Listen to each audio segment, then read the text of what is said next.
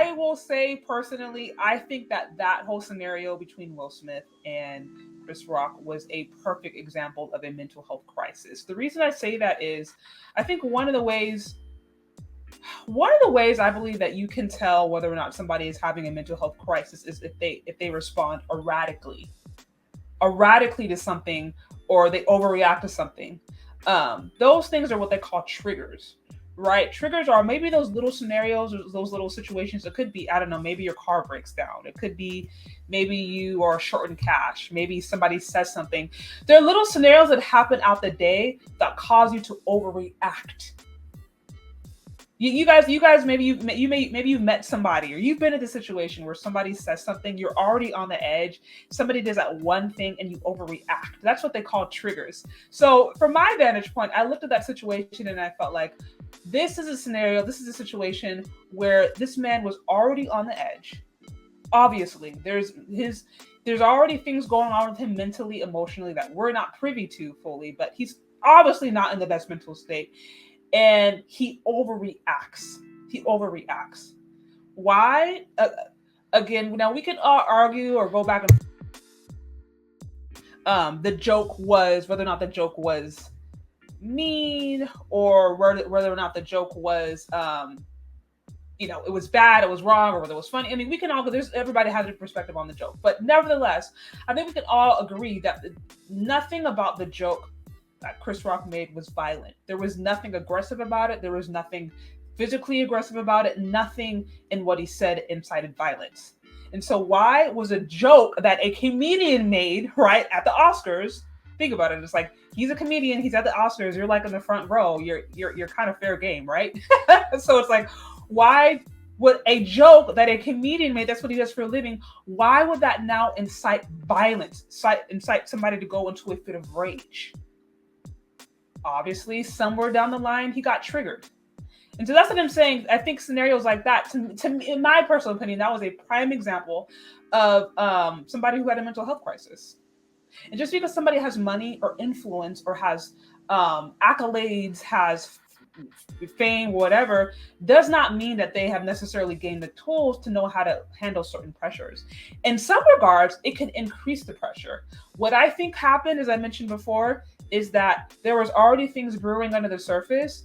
His family, his love life has already been on display for the last however many years, which I'm sure puts him and the family in a very vulnerable spot. So that's already going on, right? There's already all the stuff happening behind the scenes with the family. And then now he goes into the situation and overreacts. Mental health crisis. And like I said, I think that scenario was a perfect example of what happens when you do not address it, when you do not address those different things. And so, I think he overreacted. I think absolutely he overreacted. And I hope and pray he can get all that taken care of. But like I said, let that be an example of how sometimes when our stuff is undealt with, or sometimes when we allow things to brew under the surface, whether it's not having healthy boundaries with people in our family, having healthy boundaries with friends, whatever it may be, if we haven't done our work internally, it can come back to bite us in one of the most crucial moments in our life. That was the day where he got an Oscars. And the day that he got an Oscars, which should have been arguably one of the most exciting days of his life, he had a mental health breakdown, a mental health crisis. And again, what does that say about the fact that when we don't deal with this stuff, how does it come to follow us and bite us back? There's a saying that says, feelings buried never die. And I think that is so true. You bottle this stuff up, right? If you don't deal with it, you push it over there, you try to bury it, whatever, it doesn't go away. It just comes back to bite you in another capacity. So, but are you familiar with the situation that happened at the Oscars? Oh no, you're not. Okay, then never mind. If you're not familiar with it, then I will, because I think. Well, you can touch on it because I may be able to get some feedback. Well, okay, so I'll explain it to you. I mean, I'll try to explain it to you, and then you can let me know. I just based on how I've explained it, what you think was going on there. But make a long story short, Chris Rock, he cracked a joke. He's at the Oscars. He's essentially hosting the Oscars, right, for lack of a better term. And so he's there doing what he does as a comedian. He cracks a joke. Jada and Will Smith are like in the front row. And so he looks over and cracks a joke at Jada, and he makes reference to her being on G.I Jane 2. I don't know if you're familiar with that movie, but G.I Jane 2. And the thing about it is, Jada Pinkett Smith right now, her hair is really, really, really short. So that's why he made it. He's like, oh, I'd like to see you in essentially G.I Jane 2, making reference to her short hair.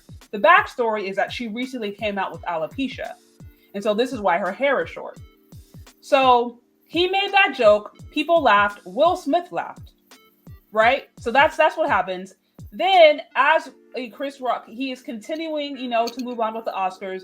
Will Smith gets on the stage out of nowhere, smacks him right in the face. Smacks him right in the face. Then he goes back and sits down and starts yelling F-bombs and basically says, keep your wife's name or my wife's name out your mouth. Keep my wife's name out your mouth. So he starts yelling at him and is basically like, don't talk about my wife. Now, again, the backstory is Chris Rock made a joke. Right? Will Smith laughed. The whole audience laughed because Chris Rock is a comedian. And then all of a sudden, as Chris Rock is continuing to, move the show along, Will Smith gets up on stage, smacks him, and then goes sits down. And it's just like, don't talk about my wife. So the reason I brought this up, like I said, this has been trending everywhere. Everybody has been giving their 2 cents on what was going on. Mm-hmm. Why did he laugh initially and then go ahead and punch him out? Why did he respond violently? Was Will Smith right? Was Chris, Rock right? Who was right? So, but my question for you, and that whole fiasco was whether or not you think that whole scenario was a mental health crisis, or if it was maybe something else going on. First of all, we all got to go home with Jada. Okay. And I'm sure she jerked him and said, how dare you sit there and laugh and engage with everybody else. This is just me talking to, if it was my husband or my mate. And he had to defend it. And so he said, I'll show her, show them. Don't talk about my wife. He was acting like a brother would act, But no, I wouldn't read a whole lot into it. I think it was a knee-jerk reaction because he may have been offended too. But even in laughing, sometimes, when you laugh, it's like retrospect, you go, wait a minute. When, you know what I mean?